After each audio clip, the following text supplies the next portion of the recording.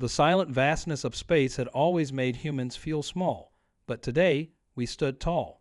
I remember exactly where I was when we received that first transmission, a message that would change humanity's fate forever. I was working the night shift at Lunar Command, sipping my third cup of coffee, when our deep space arrays picked up something that wasn't just another echo of our own radio waves bouncing back from distant stars. They called themselves the Meridian Empire, rulers of over 3,000 star systems. Their message was simple: submit or be eliminated.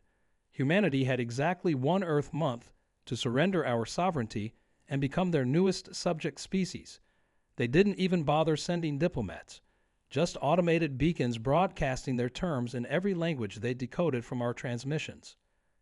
You'd think we'd be terrified. Maybe we should have been, but something strange happened instead. All across Earth, people started sharing old sci-fi movies, books, and games where humanity faced alien invasions. We've been imagining this moment for centuries, running countless simulations in our fiction. While the Meridians saw us as primitive newcomers to the galactic stage, we had been preparing for this moment since before we even reached the stars. Our response came not from the United Earth government, but from Admiral Sarah Chen of the first Deep Space Fleet. The message she sent back became instantly famous. We've spent the last 300 years telling stories about what happens when aliens underestimate humanity. We strongly suggest you review our entertainment archives before proceeding. This is your only warning. They laughed. Of course they laughed. Their empire had conquered dozens of young spacefaring races before us. Their ships were bigger, their weapons more advanced, and their technology seemed almost magical compared to ours. What they didn't understand was that humanity had something they'd never encountered before. We were the only species in known space that had spent generations imagining this exact scenario. When their first wave hit Jupiter's orbit, they expected an easy victory. Instead, they found minefields of cloaked antimatter charges, technology they thought we were centuries away from developing. We've been secretly building them since first contact became a possibility. Their mighty dreadnoughts, each the size of a small moon, never saw our stealth corvettes coming, ships we designed specifically to exploit the blind spots in standard Imperial scanning technology. Impossible, their commanders transmitted as our first counterattack cut through their formations. Your species is barely out of its gravity well. You cannot have these capabilities, but we did, because humanity had one unique advantage. We were the only species that had spent centuries being paranoid about exactly this situation. As I record this from the bridge of the UES Defiant, watching the largest empire in known space retreat from Sol for the first time in their 1,000-year history, I can't help but smile. They thought they were dealing with primitive newcomers to the galactic community. Instead, they found a species that had spent generations preparing for them through our stories, our games, and our endless imagination of this very moment. But this is just the beginning. The Meridian Empire isn't used to failure, and they'll be back with everything they have. The real war is about to start. The question isn't whether humanity can survive. We've proven we can do that. The question is, what will the galaxy look like when we're done showing them exactly why they should have taken our warning seriously? We're about to teach the oldest empire in the galaxy a lesson about humanity that they'll never forget. And trust me, you're going to want to hear what happens next. The Meridian Retreat bought us precious time, 2 weeks to be exact. 2 weeks during which every shipyard in the Sol system worked at full capacity, every weapons facility ran around the clock, and every military strategist pored over the battle data we gathered. We learned more about their technology from that single engagement than we had from years of deep space observations. What fascinated our analysts most wasn't their advanced technology. It was their rigid, predictable tactics. The Meridians fought like they were following a textbook, using the same formations and strategies that had worked for them for centuries. They never needed to innovate because, until us, no one had ever truly challenged them. Their empire had grown fat and comfortable on easy victories. The intel we gathered from captured wreckage revealed something even more interesting. Their ship's AI systems were programmed with strict limitations, supposedly to prevent machine rebellion. Meanwhile, humanity had embraced full AI integration in our military systems decades ago. Our neural-linked pilots could react faster, think quicker, and adapt better than their rigidly programmed battleships. But our greatest advantage wasn't technological, it was psychological. The Meridians had no concept of guerrilla warfare, no understanding of asymmetric combat. Their entire military doctrine was built around overwhelming force and standard formation combat. They'd never faced an enemy that thought like us, that was willing to fight dirty and break every rule of civilized warfare. I remember the emergency council meeting where Admiral Chen laid out our strategy. They expect us to defend Earth, she said, pointing to the holographic star map. So we won't. We'll abandon the inner system, let them think they've won, and then we'll show them why humans are the most dangerous prey they've ever hunted. The plan was insane, brilliant, and thoroughly human. While the Meridian fleet advanced toward Earth, we evacuated our civilian populations to hardened bunker cities underground and on Mars. Our surface cities were stripped of anything valuable, rigged with enough explosives to make any occupation attempt a nightmare. We weren't going to just fight the Meridians. We were going to make them regret ever entering our solar system. The first signs of their return appeared 7 days ago, a massive fleet, 3 times the size of their first attack force, jumping in at the edge of the Kuiper Belt. But this time, something was different. Their usual precision was missing. Their formations showed signs of hesitation. They'd studied our tactics from the first battle, but they still couldn't quite believe what they'd seen. Our long-range scanners picked up unusual activity in their fleet. Their command ships were running dark, their formations were tighter than standard doctrine demanded, and their sensor sweeps were almost paranoid in their intensity. They were afraid, and they should be. What they don't know yet is that we've seeded the entire approach to Earth with autonomous hunter-killer drones disguised as debris from the first battle. Our stealth corvettes are hidden in the shadow of every major asteroid and moon, waiting for the perfect moment to strike, and our new quantum torpedoes, reverse-engineered from their own technology, are ready to show them just how fast humans can innovate when our survival is at stake. But our deadliest weapon isn't any piece of technology. It's the fact that every human in this system knows we're not just fighting for survival, we're fighting to prove a point. We're fighting to show the galaxy that humanity will never bow, will never submit, and will never stop until we've won. The Meridian fleet is 12 hours from Jupiter's orbit. Soon, they'll learn why every species should fear the imagination of a cornered human. The Meridian fleet crossed Jupiter's orbit with the caution of a predator that had suddenly realized it might be prey. Their advanced probes detected our abandoned orbital stations and reported them as suspicious anomalies. They were right to be suspicious. Each station was a Trojan horse, packed with experimental weapons we developed specifically for this moment. From my position on the bridge of the UES Defiant, hidden in the shadow of Europa, I watched as their massive dreadnoughts approached the first station. Their scans were thorough, methodical, and completely blind to the quantum-entangled warheads we'd scattered throughout the Degrees field.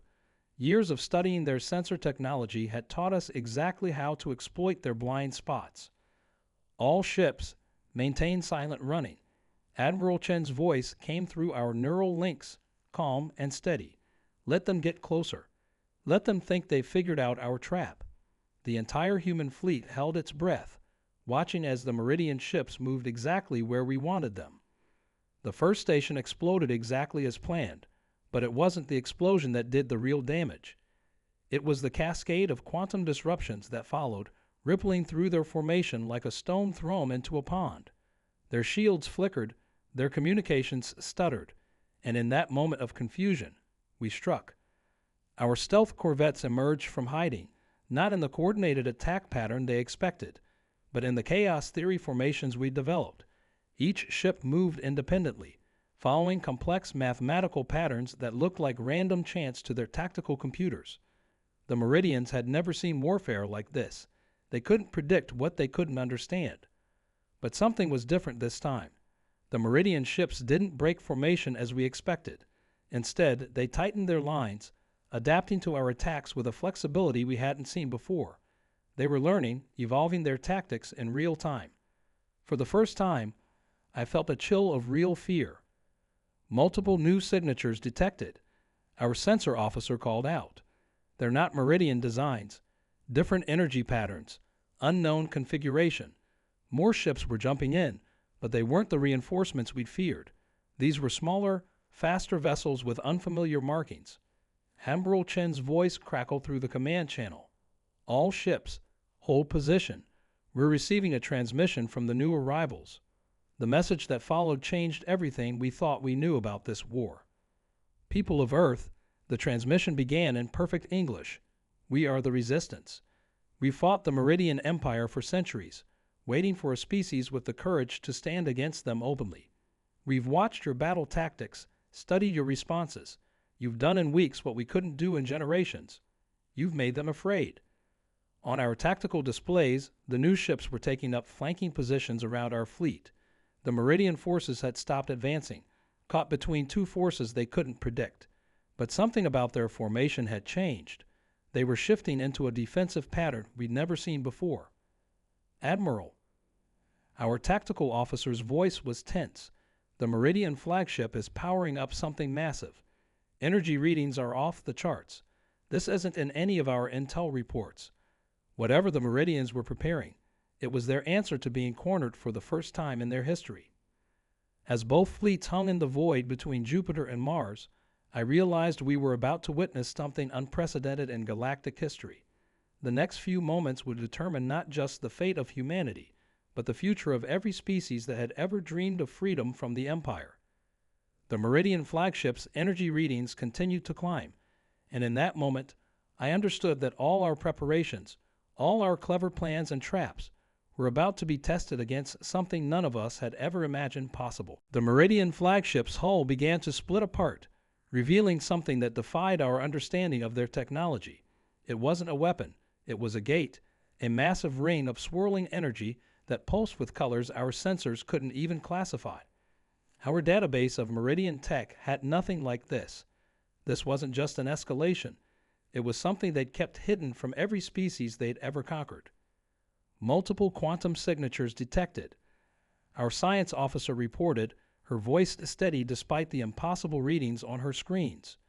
They're pulling something through from another dimension. The space inside the ring twisted, distorted, and then erupted with a flash that temporarily blinded our sensors. The Resistance Fleet's commander broke through our calm silence. It's the World Breaker. All ships, maximum distance. They've activated the forbidden technology. But before any of us could react, Admiral Chen's voice cut through the chaos with a laugh that sent chills through the entire fleet. So that's why you never showed this to other species. She broadcast on all frequencies. You were afraid they'd spot the flaw. She switched to our secure channel. All ships, execute Protocol Omega. They just played right into our hands. That's when I realized we hadn't just been preparing for their conventional warfare. We'd been preparing for this moment too. You see, humanity had one final secret. While the Meridians thought we were only studying their wreckage from the first battle, we'd actually discovered something in their ancient database fragments. References to a catastrophic defeat thousands of years ago, at the hands of a species that had mastered dimensional engineering. The Meridians hadn't eliminated that species. They'd absorbed them, stolen their technology, and then erased them from history. But they'd never fully understood what they'd stolen. Their rigid, hierarchical minds couldn't grasp the fluid nature of interdimensional physics. Humanity, with our chaos theories and quantum computing, had figured out in weeks what they'd failed to understand in millennia. All ships, activate quantum resonators, Admiral Chen commanded. Each human vessel released a seemingly harmless pulse of energy, precisely calibrated to interact with the dimensional gate. The resistance ships, catching on quickly, moved to form a precise geometric pattern around the Meridian fleet. The World Breaker's energy began to fluctuate, its swirling portal showing signs of instability. The Meridian ships started backing away from their own superweapon, but it was too late. What they'd intended as their ultimate display of power had become their greatest vulnerability. But something unexpected happened. As the gate's energy field began to collapse, it didn't just close, it inverted. The space around it began to fold in ways that our sensors couldn't track, and through the distortion, we caught glimpses of something else. Not just another dimension, but what looked like signals, transmissions, and they were answering back. "Admiral," our comms officer called out, "we're picking up thousands of transmissions through the gate. They're in First-Era Earth languages. Sanskrit, Ancient Greek, Proto-Indo-European." The implications hit everyone on the bridge at the same moment. This wasn't just about the present war anymore. We were about to uncover something that would rewrite our understanding of human history itself. The Meridian fleet was caught in their own trap, unable to escape the gravitational distortion of their collapsing gate. But as we watched them struggle, I couldn't shake the feeling that we were all missing something bigger. The resistance ships were backing away, their commanders unusually quiet. They knew something about what was coming through that gate, something they weren't telling us. In the next few moments, we would learn why the Meridians had really come to Earth, and why they'd been so desperate to conquer us before we discovered our true heritage in the stars. The gate's collapse was about to reveal a truth that would change everything, not just about this war, but about the very origin of humanity itself. Through the collapsing dimensional gate, massive shapes began to emerge, ships of ancient design, their hulls marked with symbols that matched those found in Earth's oldest archaeological sites. These weren't alien vessels. They were human ships, but from a civilization that had existed long before our recorded history. "We are the returners," a voice transmitted in perfect Proto-Indo-European, automatically translated by our systems. "We've been waiting millennium for this moment, for humanity to rediscover its true potential." As the ancient ships emerged, our sensors detected technology that made both our fleet and the Meridians look primitive by comparison. The truth hit like a quantum torpedo. Humanity hadn't evolved solely on Earth. We were the descendants of both Earth's native humans and an advanced civilization that had seeded the stars. The Meridians hadn't come to conquer us. They'd come to prevent us from discovering our heritage. They'd feared this reunion for thousands of years. Admiral Chen's voice was thick with emotion as she addressed all ships. The Meridians didn't attack us because we were weak. They attacked because they knew what we would become once we remembered. The Resistance fleet's unusual silence suddenly made sense. They'd been waiting for this moment, guiding us toward this revelation. The Meridian flagship launched a desperate attack against the emerging returner vessels, but their weapons, advanced as they were, simply dissipated against shields built by our own ancestors. The returners didn't fire back. They didn't need to. Instead, they broadcast a signal that made every piece of Meridian technology simply stop working. "Your empire was built on stolen knowledge," the returner commander announced. "Knowledge you took from us before forcing us to retreat into the dimensional planes. Today, that debt comes due." With a gesture that defied physics, the returner ships created a gravitational web that began systematically dismantling the Meridian fleet. But victory came with a price. The dimensional gate, destabilized by both our quantum resonators and the returners' arrival, was creating a cascade effect that threatened to tear space itself apart. We had minutes, maybe seconds, to prevent a catastrophe that could swallow half the solar system.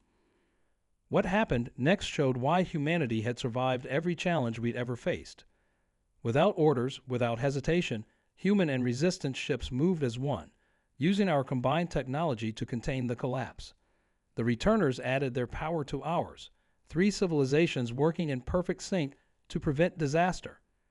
In the end, it wasn't superior technology or military might that saved us. It was our shared humanity, our instinct to protect and preserve, even in the face of impossible odds.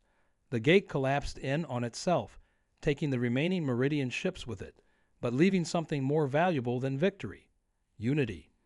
As the energy readings returned to normal, the returner commander transmitted one final message. "We didn't return to save you.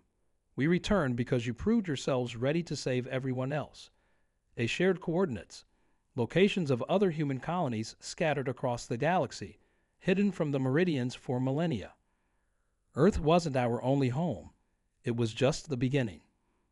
But as our fleets regrouped and celebrations began, a single automated probe from the destroyed Meridian flagship transmitted a final burst of data toward the galactic core. The Meridian Empire might have lost this battle, but they had other secrets, other weapons, And somewhere out there, in the vast darkness between the stars, something ancient and terrible had just learned that humanity was back in the game. We'd won our first galactic war, but in doing so, we'd attracted the attention of powers far older and more dangerous than the Meridians. The real test of humanity's unity, past, present, and future, was about to begin. In the days that followed our victory, Earth's skies filled with ships from across the galaxy. The Resistance brought their hidden fleets out of the shadows, and the Returners shared star maps showing human colonies scattered across thousands of light years. Each colony had developed in isolation, creating unique cultures and technologies that now offered humanity a chance to rebuild something greater than the Meridian Empire had ever imagined. From my observation post on Lunar Command, I watched as diplomatic vessels from 100 worlds arrived to witness something unprecedented: the formation of the first truly united human civilization. We weren't just reuniting with our lost colonies. We were creating a new kind of interstellar society, one built on the principles that had helped us defeat an empire. The Returners didn't try to rule us or guide us. Instead, they shared their knowledge freely, helping us understand our true history. Earth, we learned, had been both a colony and a refuge, a place where our ancestors had hidden a portion of humanity to ensure our survival during ancient wars we were only beginning to remember. The prehistoric structures we found, from the pyramids to the buried cities, weren't just monuments. They were messages left for us to find when we were ready. Admiral Chen, now leading the Joint Fleet Command, put it best during the first meeting of the new human Concordat. We didn't just win a war. We rediscovered who we are. Every story we told, every movie we made about aliens and space battles, they weren't fiction. They were memories, echoing through generations, preparing us for this moment. The Resistance revealed their own surprise. Many of their species had been secret allies of the ancient humans, helping preserve our scattered colonies while waiting for Earth to reach the stars. They'd spent centuries fighting the Meridians not just for their own freedom, but to keep hope alive for humanity's return. But we couldn't celebrate for long. That final transmission from the Meridian flagship had awakened something in the galactic core. Ancient automated defense systems left by civilizations so old that even the Returners spoke of them with awe. The Meridians had been keeping these systems dormant through careful compliance with long-forgotten protocols. Now, those systems were reactivating, and their first directive seemed to be cataloging every spacefaring civilization in the galaxy. We had 6 months, maybe less, before these ancient machines reached Earth. But this time, we weren't facing the threat alone. Every human colony, every Resistance world, and all the knowledge of the Returners were united in preparation for what was coming. We learned from the Meridians' mistakes. No rigid tactics, no reliance on stolen technology we didn't fully understand. We would face this new challenge the human way, with innovation, adaptation, and the kind of desperate creativity that had served us so well. As I record this final log entry, watching ships from across human space conducting joint exercises with our new allies, I can't help but feel a mix of pride and anticipation. We'd survived our first steps into a larger galaxy, but the real adventure was just beginning. The stars that had seemed so silent and empty were now filled with family we never knew we had, and challenges we'd been preparing for without even knowing it. The Meridians had warned us to run. Instead, we'd stood our ground and discovered a truth they'd been trying to hide for millennia. Humanity wasn't just another species reaching for the stars. We were coming home to them, and whatever ancient powers were stirring in the galactic core, whatever challenges awaited us in the vast darkness of space, we would face them the same way we'd faced every obstacle in our history. Together, unafraid and ready to remind the galaxy why the legends of humanity had echoed through the stars long before Earth ever looked up at them and dreamed.